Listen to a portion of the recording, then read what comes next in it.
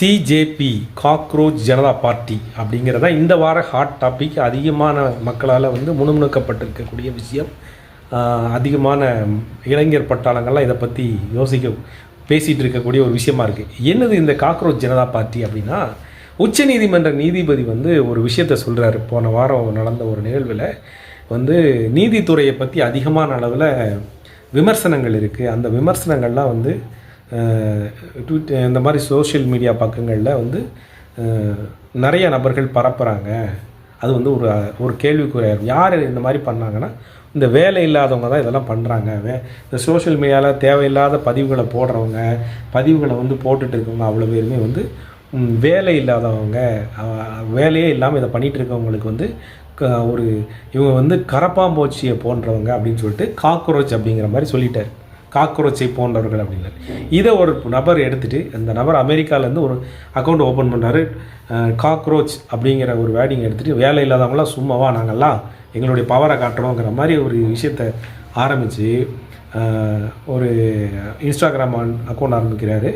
தன்னுடைய பார்ட்டி மாதிரி ஒரு சிம்பல்லாம் வச்சு இதை பண்ணுறாரு. இதை பார்த்தோன்னே இது நிறைய ஃபாலோவர்ஸ் ஆகிறாங்க. கிட்டத்தட்ட 15 மில்லியன் ஃபாலோவர்ஸ் குறைந்த 4-5 நாட்களில் எல்லா சோஷியல் மீடியா பக்கங்கள்லையும் இதற்கு ஃபாலோவர்ஸ் வந்துருச்சாங்க.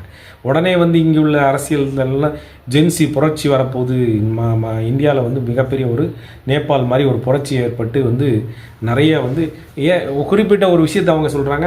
பிஜேபியோடைய ஃபாலோவர்ஸோட, சோஷியல் மீடியா ஃபாலோவர்ஸோட இதுக்கு அதிகமாக வர்றாங்க அப்படிங்கிற மாதிரி சொல்லி பெரிய புரட்சி ஏற்படுது.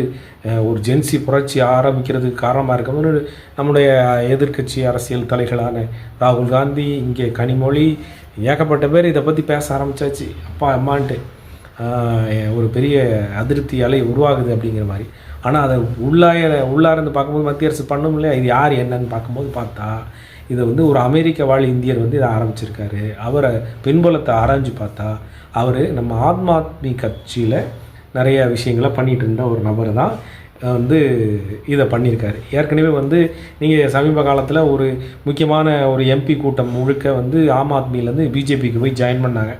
அப்போ ஒரு நபருடைய அக்கௌண்ட்டில் ஒரு கிட்டத்தட்ட ஃபாலோவர்ஸ் அவ்வளோ பேர் ரிவர்ஸ் ஆனாங்க அப்படிங்கிற மாதிரி நம்ம நிறைய பேர் போனாங்க.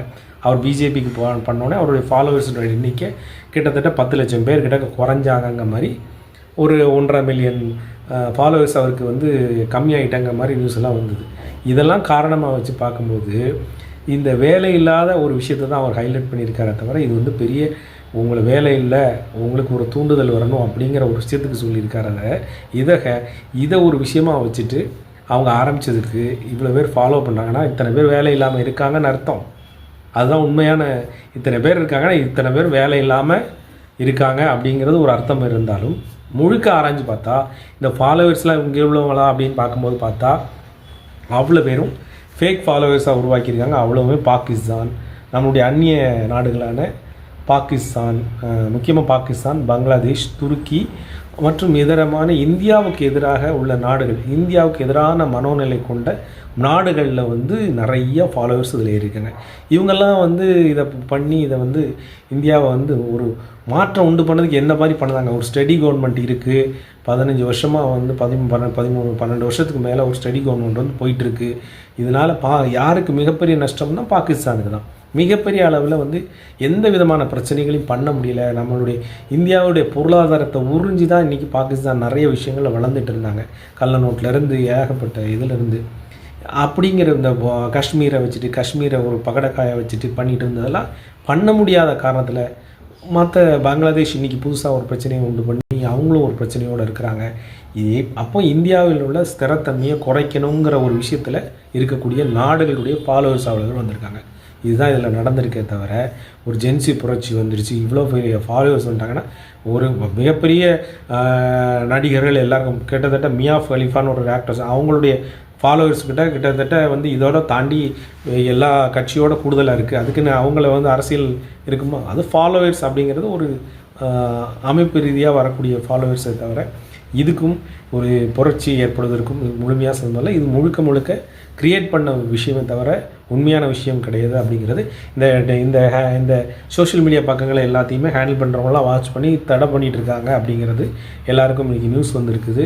அது வந்து முழுமையாக தடை செய்யப்பட்ட விட்டது முழுமையாக அப்படிங்கிற நியூஸ் தான் வெளியே வருது. அதனால் இது புரட்சியும் கிடையாது, மண்ணும் கிடையாது. இது ஒரு கிரியேட் பண்ண விஷயமே தவிர இது ஒன்றும் கிடையாது. அதுதான் உண்மை. தேங்க்யூ.